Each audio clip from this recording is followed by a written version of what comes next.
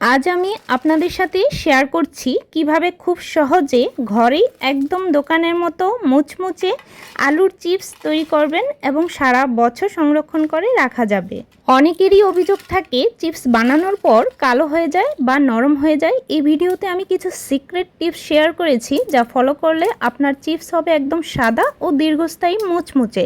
ভিডিওটি শেষ পর্যন্ত দেখুন। আশা করি এই ভিডিও দেখার পর আর কোনো সমস্যাই থাকবে না চিপস বানানোর ক্ষেত্রে।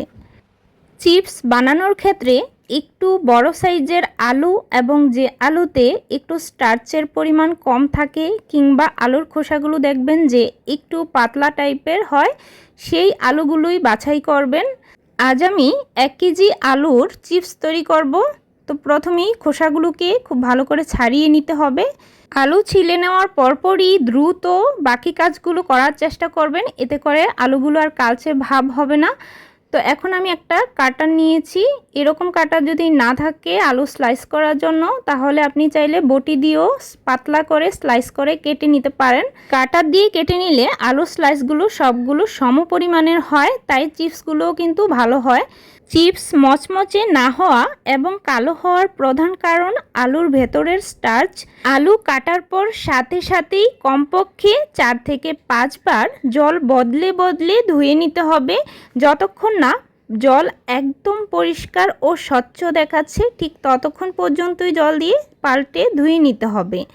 আর যখন ধুয়ে নেওয়া হয়ে যাবে তখন এই পরিষ্কার জলের মধ্যেই আলুগুলোকে আমি কিছুক্ষণের জন্য ভিজিয়ে রাখবো, প্রায় 5 মিনিটের মতো। এর বেশি রাখা যাবে না। 5 মিনিট পর জলগুলোকে পুরোপুরি ছেঁকে উঠিয়ে সরাসরি সিদ্ধ করার জন্য একটা প্যানে বেশ ডুবো ডুবো করে জল বসিয়েছি। স্বাদ মতো এখানে লবণ দিয়ে দিচ্ছি। লবণটা দিয়ে সিদ্ধ করার ফলে আলুগুলোর মধ্যে যে একটা টেস্ট থাকে সেটা কিন্তু খুব ভালো আসে। আচ্ছা, এখন আলুগুলো সিদ্ধ করার সময় তো একটু হলুদ দিতে অবশ্যই হবে। হলুদ দেওয়ার একটাই কারণ হচ্ছে আলুগুলো যাতে পরবর্তীতে কালচে ভাব না আসে, সেজন্য হলুদ আর লবণ সহকারে সিদ্ধ করে নিতে হবে। লবণ আর হলুদ দেওয়ার পর যখন পুরো টকবগিয়ে জলটা ফুটা শুরু করবে, তখনই আলুর স্লাইসগুলো দিয়ে নেড়েচেড়ে জলের সাথে মিশিয়ে নিতে হবে। ঘড়ি ধরে 2 থেকে 3 মিনিট ফুটাতে হবে, মানে 80 ভাগ সিদ্ধ করতে হবে। আলু কোনোভাবেই পুরোপুরি সেদ্ধ করা যাবে না। নখ দিয়ে চাপ দিলে যেন আলু হালকা ডেবে যায় কিন্তু ভেঙে না যায়। ঠিক এইভাবেই আলুগুলোকে 2 থেকে 3 মিনিট সময় ধরে সিদ্ধ করে সাথে সাথে জল থেকে এভাবে ছেঁকে উঠিয়ে নিতে হবে। আর সাথে সাথেই একটা স্ট্রেনার ছাঁকনিতে ভালোভাবে জলটা ঝরানোর জন্য রেখে একটুও আর দেরি না করে টিস্যু পেপার কিংবা যে কোনো পরিষ্কার সুতি কাপড়ের উপরে রেখে, সুতি কাপড়টা কিন্তু সাদা হলেই বেশি ভালো হবে, রং ওঠার কোনো চান্স থাকবে না। সবগুলো আলুর স্লাইস আলাদা আলাদা করে এভাবে ছড়িয়ে দেওয়ার পর ফ্যানের বাতাসে রেখে দিতে হবে, যেন ভিতরের গরমে আলু আরও বেশি সিদ্ধ না হয়ে যায়, সেদিকে অবশ্যই খেয়াল রাখতে হবে। এভাবে 30 মিনিটের মতো সময় নিয়ে রেখে দিব যাতে বাড়তি যে জলটা একটু শুষে নেয়। এরপর এই আলুর স্লাইসগুলো রোদে শুকানোর জন্য একটা সুতির কাপড়ের উপরে এভাবে আলাদা আলাদা করে, যাতে একটার সাথে আরেকটা লেগে না থাকে, এভাবেই শুকিয়ে নিয়েছিলাম।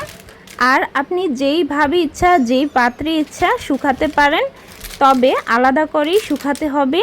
এখন 3 থেকে 4 দিন কড়া রোদে শুকানোর পর ঠিক এরকম মুচমুচে হয়েছে। সারা বছর সংরক্ষণ করে রাখতে চাইলে একদম মচমচে করে শুকিয়ে নিতে হবে। রোদের ব্যবস্থা না থাকলে গ্যাসের চুলার নিচে রেখেও শুকাতে পারবেন, তাতেও সমস্যা নেই। এখন একটা এয়ারটাইট কাচের জার কিংবা যে কোনো এয়ারটাইট প্লাস্টিকের বয়ামে রেখে এই চিপসগুলো সারা বছর সংরক্ষণ করে খেতে পারবেন। এখন তাহলে চিপসগুলো ভেজে দেখাই চলুন। সবগুলো চিপস ভাজার আগে তেলটা খুবই ভালোভাবে গরম করে নিতে হবে। আর যদি অনেকগুলো চিপস একই সাথে ভাজতে চান তাহলে অবশ্যই এরকম তেলটা বাড়িয়ে ডুবো ডুবো তেলে ভেজে নিতে হবে। চিপসগুলো ছাড়ার সাথে সাথে বেশি না, মাত্র 30 সেকেন্ডের মতো নেড়ে চেড়েই উঠিয়ে নিতে হবে, না হলে খুব বেশি কালার চলে আসবে। আমি কিন্তু 30 থেকে 40 সেকেন্ডের মতো হালকা করে ভেজেই তুলে নিচ্ছি। তেলটা ভালোভাবে ঝরিয়ে একটা টিস্যু পেপারে কিছুক্ষণ রেখে দিয়েছি। সবগুলো চিপসই আমার ভাজা হয়ে গেছে। শব্দ শুনেই হয়তো বুঝতে পেরেছেন চিপসগুলো কতটা মুচমুচে হয়েছে। বর্ষাকালে কয়েক মাস পরপর চিপসের পাত্রটি একবার কড়া রোদে দিলে চিপস 1 বছরেরও বেশি সময় মচমচে থাকে এবং পোকা ধরে না। তাই অবশ্যই এই সবগুলো টিপস ফলো করে যদি চিপসটা বানান, বাচ্চারা কিন্তু খেতে অনেক বেশি পছন্দ করবে এবং বড়রা তো খাবেই। তো সেই সাথে এই চিপসগুলো যখন ইচ্ছে তখনই ভেজে ইনস্ট্যান্ট বানিয়ে নিতে পারেন। আর কোনো ঝামেলার প্রয়োজন নেই, শুধুমাত্র একদিন বানিয়ে সারা বছর সংরক্ষণ করে খেতে পারবেন।